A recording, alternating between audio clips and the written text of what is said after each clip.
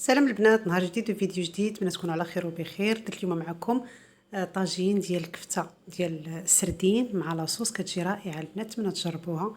انا البنات خديت الهاشوار بعد ما نقيت الحوت وغسلته مزيان وسقطرته، كندوزو في الهاشوار البنات. كتحيدي ليه الشو كله. انا اختاريت هذا الصغير هذا، حنا تنقول ليه شطون. درت معاه فلفله مقطعه رقيقه، بصله، الربيع والثومه، وندير العطريه، الكمون، التحميره، سكينجبير، شويه السودانيه، الملح، ونكورهم البنات.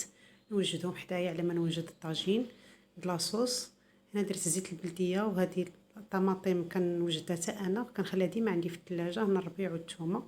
العطريه كي درت في الكفته ديال الحوت هي اللي درت هنايا. صافي البنات، غير طلع معاها الغليه غنحط ديك الكويرات ديال السردين ونخليوه يتقلاو مزيان البنات. هانتوما بعد ما بقات كتغلي لنا لاصوص غنحط ديك الكويرات.